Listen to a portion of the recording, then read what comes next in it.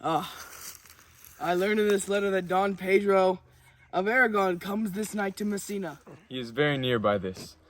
He was not 3 leagues off when I left him. How many gentlemen have you lost in this action? Few of any sort, and none of name. A victory is twice itself when the achiever brings home full members. I find here that Don Pedro hath bestowed much honor on a young Florentine called Claudio.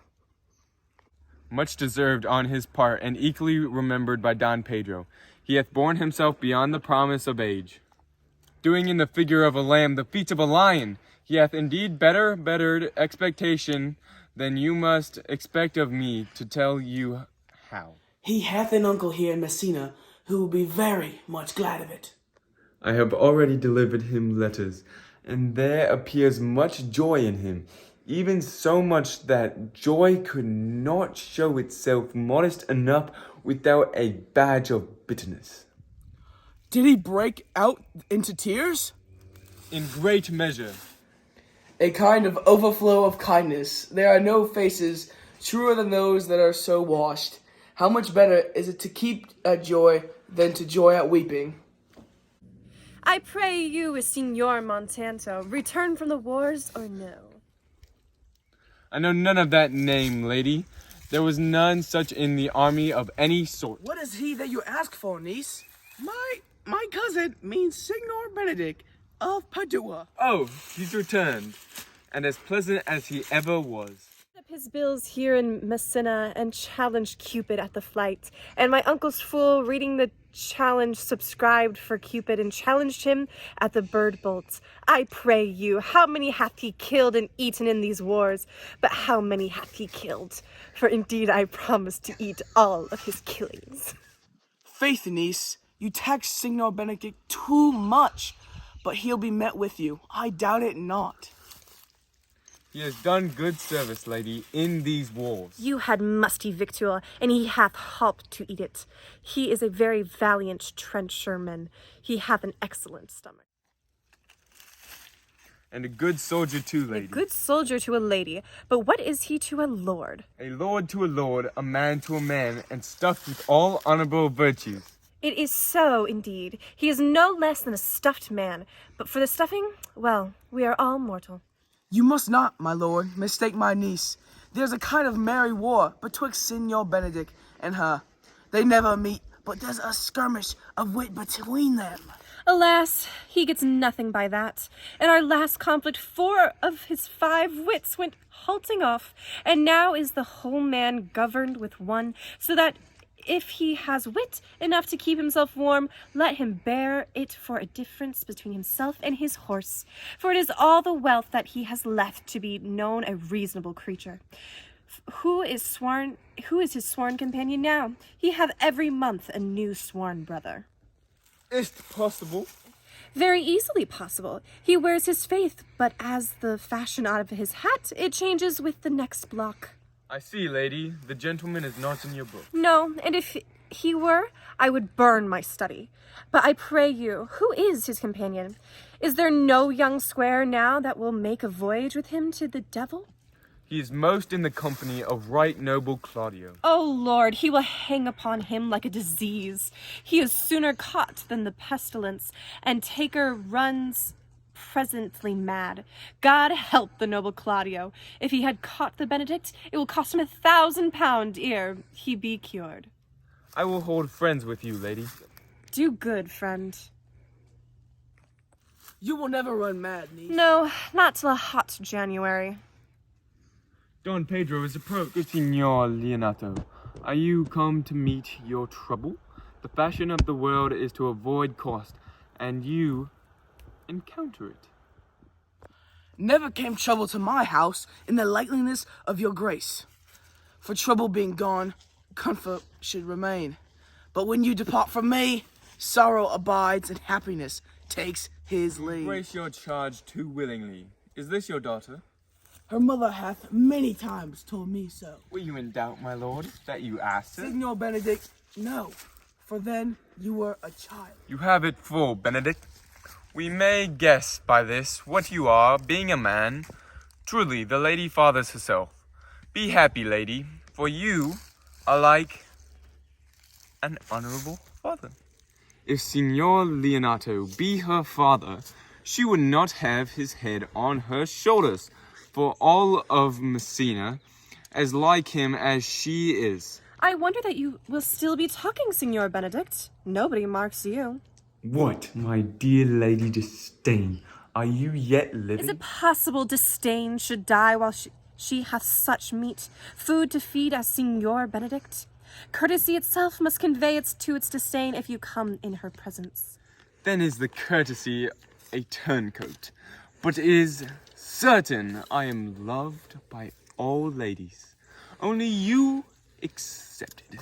And I could find in my heart that I had not a hard heart, for truly I love none. A dear happiness to woman, they would else have been troubled with a pernicious suitor. I thank God and my cold blood I am of your humor for that.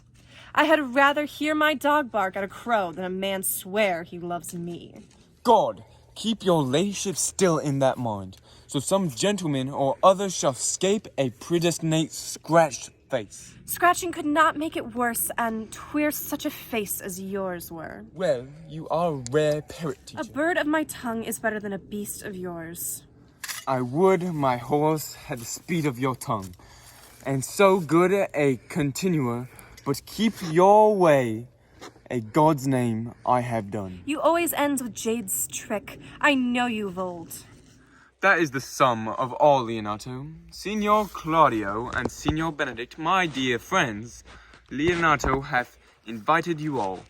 I tell him we shall stay here at the least a month, and he heartily prays some occasion may detain us longer. I swear he has no hypocrite, but prays from his heart. If you swear, my lord, you shall not be forsworn. Let me bid your welcome, my lord. Be reconciled to the prince, your brother. I owe you all duty. I thank you. I am not of many words, but I thank you. Please, is it your grace lead on? Your hand, Leonato, and we will go together. Benedict, didst thou note the daughter of Signor Leonato?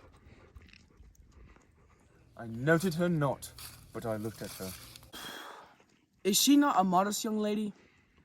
Do you question me, as an honest man should do, for simple true judgment?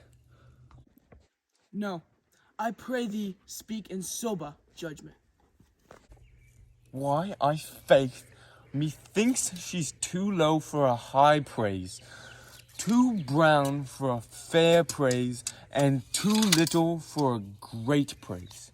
Only this condemnation I can afford her, that were she other than she is, she were unhandsome, and being no other but as she is, I do not like her. Thou thinkest I am in sport? I pray thee, tell me truly, how thou likest her. Did you buy her, that you inquire after her? Can the world buy such a jewel? Yeah, and a case to put it into. But speak you this, with a sad brow, or do you play the flouting jack, to tell us Cupid is a good hair finder, and a Vulcan a rare carpenter? Come, in what key shall a man take you to go in this song? In mine eye, she is the sweetest lady that I've ever looked on. I can see yet without spectacles, and I see no such matter. There's her cousin, and she when not possessed with a fury exceeds her as much in beauty as the 1st of May doth the last of December. But I hope you have no intent to turn husband, have you? I would scarce trust myself. Thou, I had sworn the century, if Hero would be my wife. Is come to this, in faith? Hath not the world one man, but will wear his camp with suspicion? Shall I never see a bachelor of these score again? go to thy faith, and thou wilt needs thrust thy neck into a yoke, wear the print of it, and sigh away Sundays. Look, Don Pedro is returned to seek you. What secret hath held you here, that you follow not to Leonato? I would your grace would constrain me to tell. I charge thee on thy alliance. You hear Count Claudio. I can be a secret dumb man. I would have you think so, but on my allegiance, mark you this, on my allegiance, he is in love. With who? Now that is your grace's part. Mark how short his answer is. With Hero, Leonato's short daughter. If this were so, so were it uttered. Like the old tale, my lord, it is not so, nor 'twas not so, but indeed, God forbid it should be so. If my passion change not shortly, God forbid it should be otherwise. Amen. If you love her, for the lady is very well worthy. You speak this to fetch me in, my lord. By my troth, I speak my thought. And in faith, my lord, I spoke mine. And by my two face, and troth, my lord, I spoke mine. That I love her, I feel. That she is worthy, I know. That I neither feel how she would be loved, nor know how she would be worthy, is the opinion that fire cannot melt out of me. I will die in it at thy stake. Thou wast ever an obstinate heretic, in the despite of beauty. He could never maintain his part in the force of his will. That a woman conceived me, I thank her. That she brought me up, I likewise give her most humble thanks. But I will have a rachete winded in my forehead, or hang my bugle in an invisible baldric. All women shall pardon me, because I will not do them the wrong to mistrust any. I will do myself the right to trust none. And the fine is for the which I may go the finer. I will live a bachelor. I shall see thee, ere I die, look pale with love, with anger, with sickness, or with hunger, my lord, not with love. Prove that I ever lose more blood with love than will get again with drinking. Pick out mine eyes with a bollard maker's pen, and hang me up at the door of the brothel house for the sign of blind Cupid. Well, if ever thou dost fall from this faith, thou wilt prove a notable argument. If I do, hang me in a bottle like a cat and shoot at me. And he that hits me, let him be clapped on the shoulder and called Adam. Well, as time shall try, in time the savage bull doth bear the yoke. The savage bull may but, if ever the sensible Benedict bear, pluck off the bull's horns and set them in my forehead, and let me be vilely painted and in such great letters as they write, here is the good horse to hire. Let them signify under my sign, here you may see Benedict, the married man.